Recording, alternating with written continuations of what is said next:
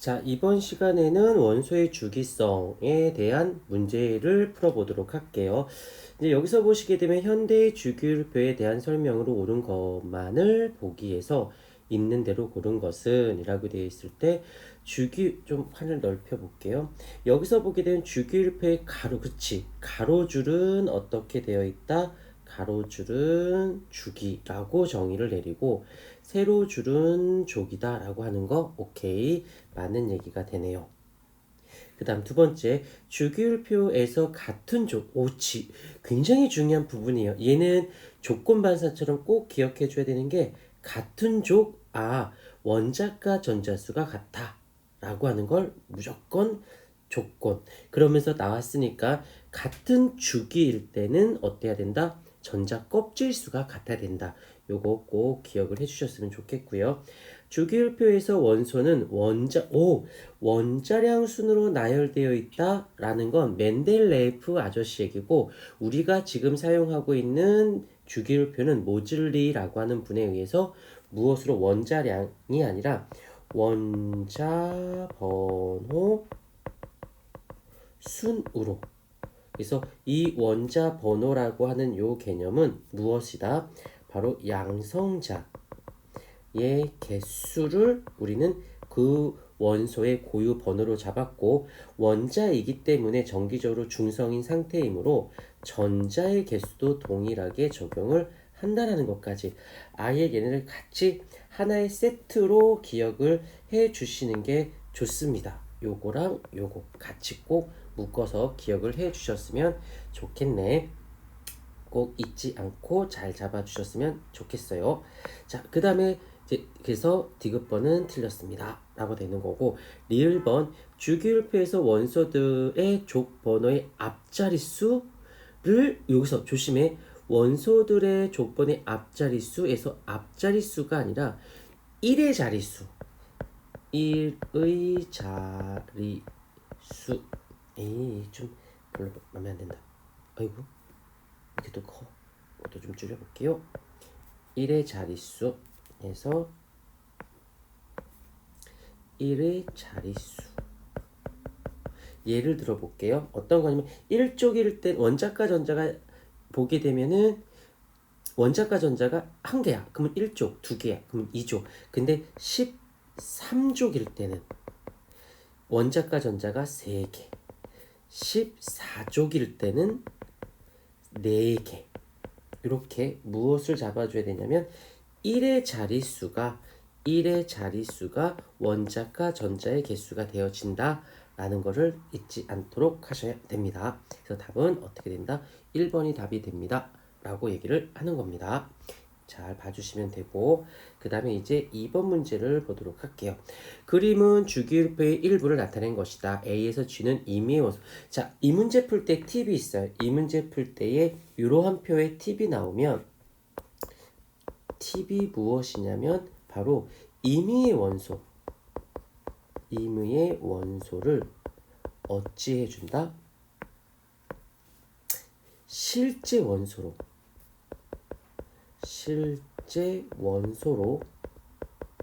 체인지를 꼭 걸어주셨으면 좋겠어요. 그러면 생각보다 좀 안정적으로 문제가 풀리고, 이 주기율표는 영어 단어의 알파벳 같은 거기 때문에 선택의 여지가 아니라 무조건 외워주고 출발합니다. 여기서 보게 되면 얘는 이제 뭐가 된다? 여기서 수소가 될 거고, 그 다음에 여기선 헬륨, 그 다음에 리튬, 베릴륨이 되어지고, 여기가 플루오린, 그 다음에 여기가 나트륨, 그 다음에 여기가 칼륨, 여기가 염소. 일단 이렇게 써놨어. 이렇게 어떻게 체인지를 먼저 이렇게 걸어준 다음에 좀 두껍게 체인지를 걸어 놓고 출발을 하십니다. 그러면 금속 원소인 것을 고르세요. 금속 원소인 건 조심해야 되는 게, 금속 원소는 C하고 E, C, E, G. 선생님, 수소는요? 수소는 1쪽 원소가 맞는데요? 라고 하지만 얘는 1쪽, 단 원자과 전자가 한 개여서 위치가 첫 번째에 있었던 거지, 얘는 금속은 아닙니다. 그런데 얘는 금속일 때도 있어요. 전자를 잃을 때도 있는데 비금속, 전자를 얻을 때도 있어요. 그래서 수소는 되게 특이한 성질이어서 일족에 있긴 하지만 알칼리 금속, 알겠지만 일족 원소를 알칼리 금속이라고 하는데 거기에는 포함되어 있지 않은, 잘 기억 다시, 원자과 전자는 한 개는 맞아서 일족에 있으나 금속, 알칼리 금속은 아니다라는 거에서 A는 아닙니다. 수소는 아닙니다. 라는 거 잊지 않도록 하시고요. 그 다음에 2번. 원소 A에서 주의 중 전자 껍질 수가 2개인 거? 아까 1번에서 했었죠? 전자 껍질 수는 무엇을 얘기한다? 이주기 원소를 의미한다. 그러면 이주기 원소 끝났네. C하고 D가 되겠죠. 그 다음에 3번. 원자과 전자수가 2개. 원자과 전자수, 다시 한번, 원자과 전자수라는 것은 가장 바깥 껍질에 있는 전자수, 즉 이족 원소를 얘기하는 거겠죠. 이족 원소가 어딨어? C가 여기 있네. 답은 그래서 C가 되어지는 거고. 4번. A에서 지중 원자과 전자수 7개, 이럴 땐 1의 자리라고 했죠. 17족 원소. 그래서 여기서 17족 원소에서 17족, 요거니까 7개. 그러면 누가 된다? 여기서는 D랑 F가 되어지겠죠. 답은 이렇게 구하는 겁니다. 문제 자체의 답만 생각하지 마시고 답에서 들어있는 개념, 그 다음에 그 개념들이 문제화로 어떻게 되는지를 봐주시면 되어져요. 그 다음에 이제 또 3번을 보도록 하십시다. 3번을 보시게 되면은 그림은 몇 가지 원소를 분류하는 과정을 모식도로 나타낸 것이다 라고 되어져 있는데, 먼저 보게 되면 헬륨, 잠깐 색깔 펜으로 바꿔볼게요. 여기서 헬륨, 탄소, 나트륨, 마그네슘. 에서 딱 보이자마자 제일 먼저 눈에 띄는 거 기준 가가인데 뭔진 잘 모르겠대. 근데 여기서는 지금 나트륨과 마그네슘, 헬륨과 탄소라고 했었을 때 주기율표를 꼭 알고 출발해야 돼. 얘가 누구다? 금속이다라는 거죠. 금속. 그리고 여긴 금속이 아니네. 그럼 뭐가 돼? 비금속. 여기서 또 학생들이 많이 질문하는 것 중에 하나가 선생님, 헬륨은 비활성 기체인데요, 전자를 얻지도 잃지도 않은 안정된 상태인데 왜 비금속이에요? 라고 하냐면, 정확히 금속은 전자를 잃어요. 비금속은 전자를 잃지 않는다예요. 전자를 얻는다로 표현되지만 잃지 않는다가 더 큰 범위고 그 중에 얻는다가 있다라는 거. 그래서 얘도 그럼 가를 봤을 때 금속 원소인가 아닌가. 그래서 여기서 보게 되면 가의 기준은 금속 원소니 아니니, 금속 원소예요, 금속 원소 아니에요, 이렇게 갈 수 있겠죠. 그 다음에 기준 이제 나를 가볼게. 나가 나트륨이고 얘는 마그네슘이래. 그럼 나트륨과 마그네슘은 금속이긴 한데 구분. 그러고 보면 이제 3번과 4번 중에서 물과 반응한다? 물과 반응하는 건 금속들의 공통적인 성질이에요. 그러면 마그네슘도 물과 반응하거든. 근데 아니래. 근데 여기 딱 나와 있네. 뭐가 나와 있어요? 일족이냐? 그렇지. 네, 나트륨. 아니요, 마그네슘. 오케이. 잡아냈죠? 그 다음에 여기서 기준 다를 가보십시다. 기준 다를 가게 되면 여기서 yes가 헬륨. 아니요? 그럼 얘하고는 뭔가 yes인데 얘가 아니래. 그럼 보십시다. 그럼 벌써 답은 나오긴 했죠? 기체인가? 왜? 여기 나와 있네. 헬륨은 벌써 비활성 기체라는 말을 정의했으니까 어떻게 된다? 답은 3번이 되어진다 라는 겁니다. 자, 그 다음에 여기 4번, 5번을 하고 잠깐 쉬었다가 또 가도록 할게요. 한 번에 너무 많은 긴 시간 하게 되면 듣다가 지루해져서 살짝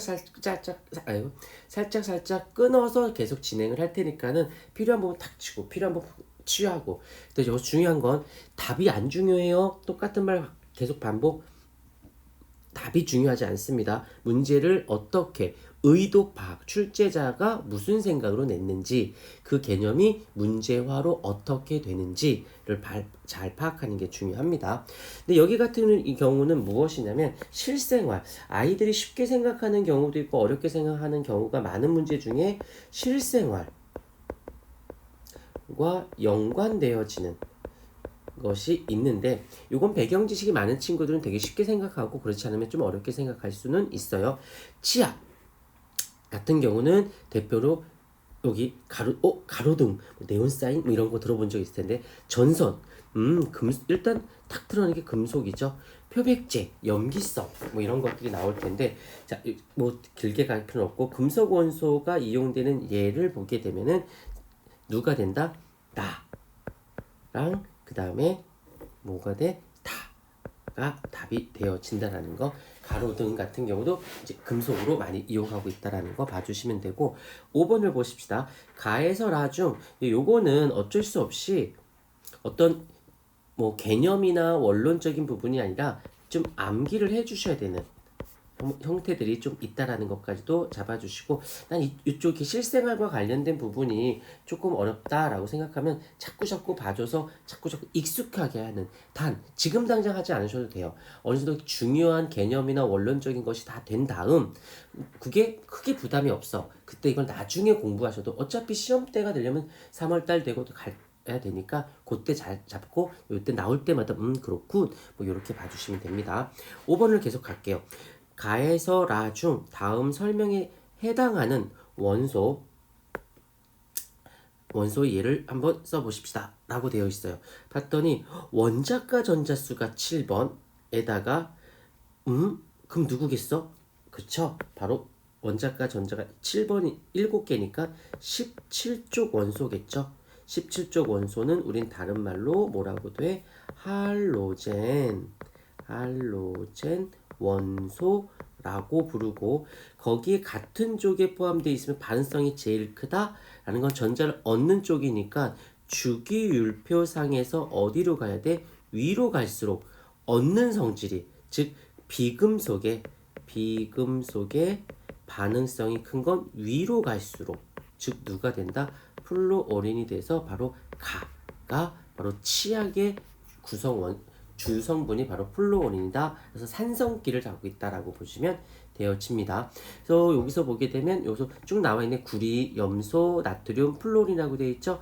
얘가 플루오린이 되어지는 거고, 그 다음에 얘는 구리, 여기 금속 지울게요. 여기가 누가 된다?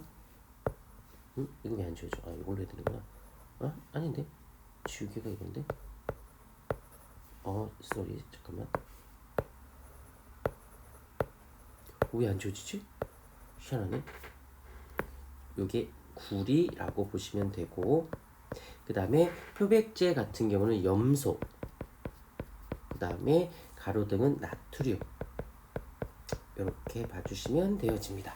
일단 여기를 끊고 다음 또 계속 나가보도록 할게요.